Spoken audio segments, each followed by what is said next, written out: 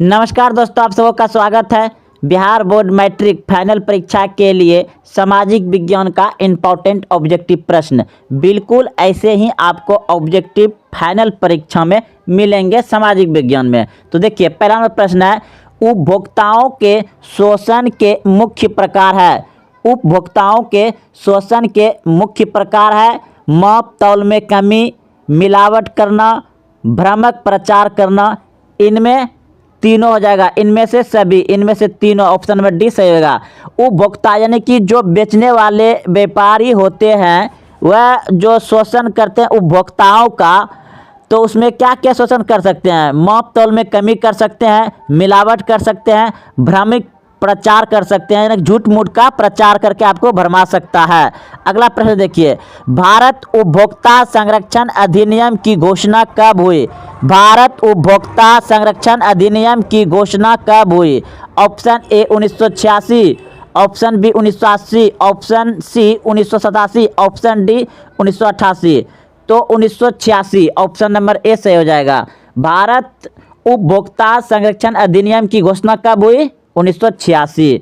भारत में उपभोक्ता संरक्षण अधिनियम पारित हुआ 1986 में। याद रखिएगा, दोनों एक ही जैसा प्रश्न है। भारत में उपभोक्ता संरक्षण अधिनियम पारित हुआ 1986 में। भारत उपभोक्ता संरक्षण अधिनियम की घोषणा कब हुई? 1986 में। अगला प्रश्न, भारत में सूचना के अधिकार का अधिनियम पारित हुआ।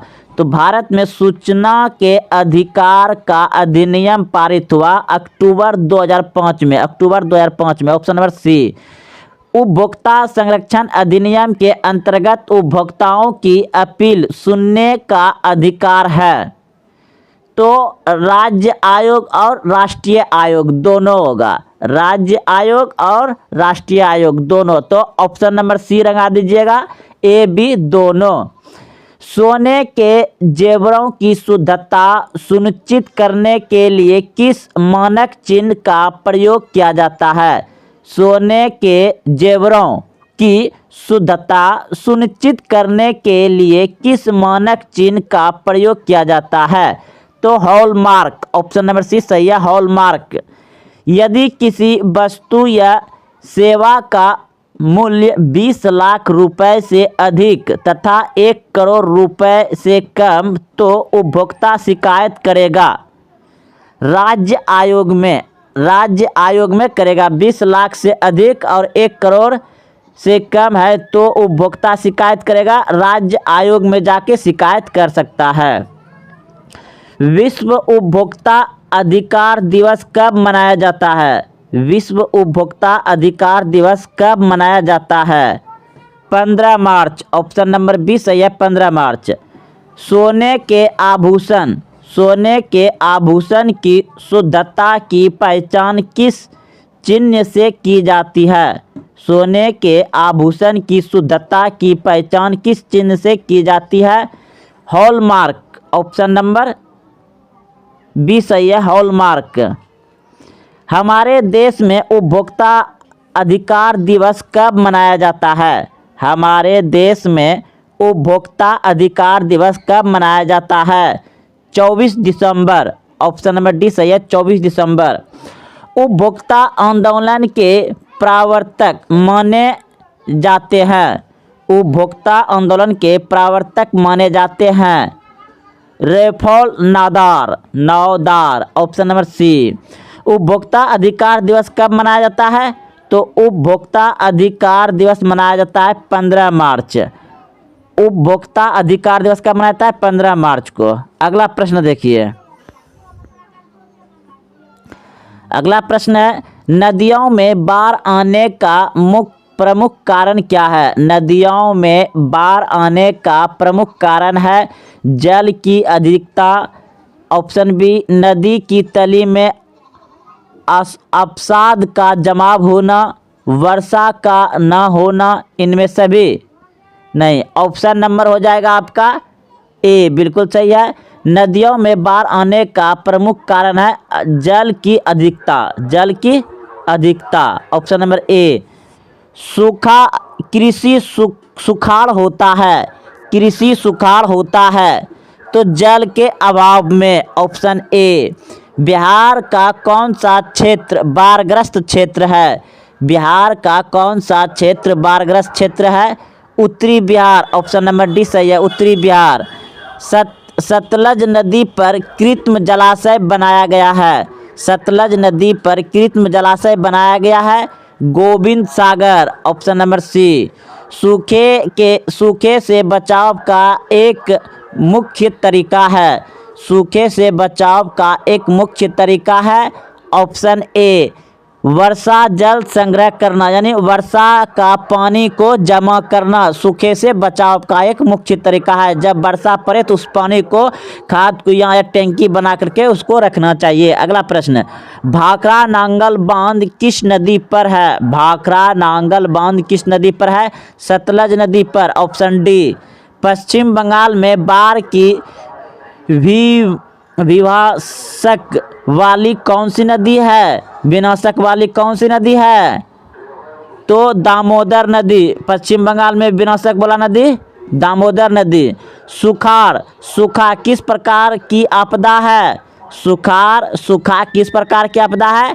प्राकृतिक आपदा है। Option A. सूखे के लिए जिम्मेवार कारक है वर्षा की कमी। ऑप्शन नंबर ए, वर्षा की कमी। सिंदरी कहाँ स्थित है? सिंदरी कहाँ स्थित है? तो सिंदरी झारखंड में स्थित है। Option B, Jharkhand. एल्यूमिनियम उद्योग का कच्चा माल क्या है? एल्यूमिनियम उद्योग का कच्चा माल क्या है?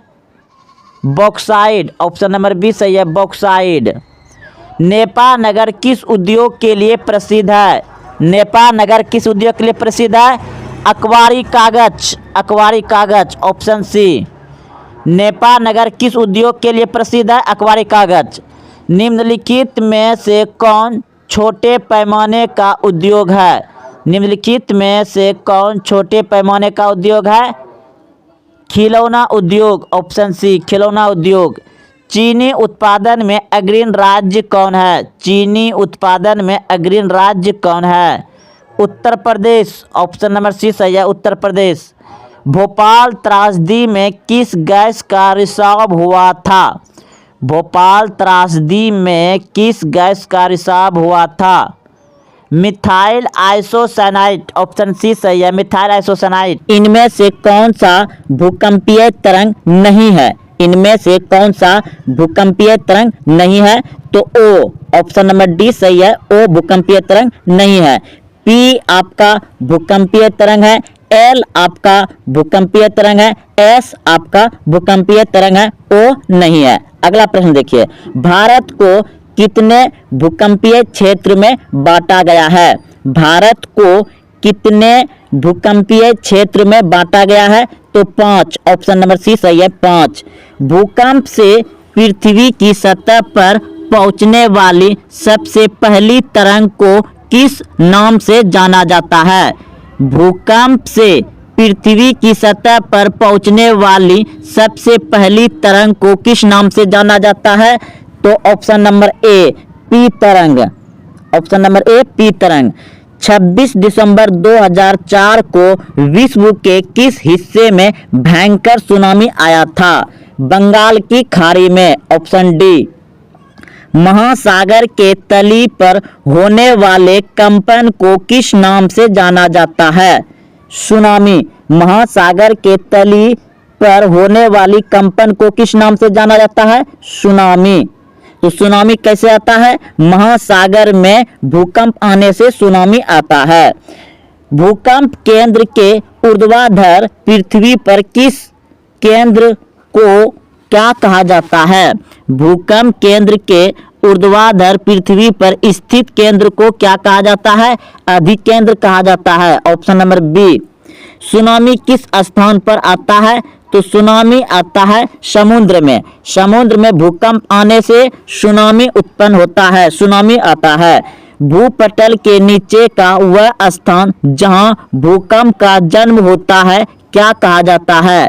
अधिकेंद्र कहा जाता है। Option B. सबसे खतरनाक तरंग कौन है? सबसे खतरनाक तरंग कौन है? तो एल तरंग है। Option number C. निम्नलिखित में से सुनामी का मुख्य कारण क्या है? समुद्र में भूकंप आना सुनामी का मुख्य कारण है। ऑप्शन ए सही है। सुनामी का मुख्य कारण क्या है? समुद्र में भूकंप आना। ऑप्शन ए सही हो जाएगा।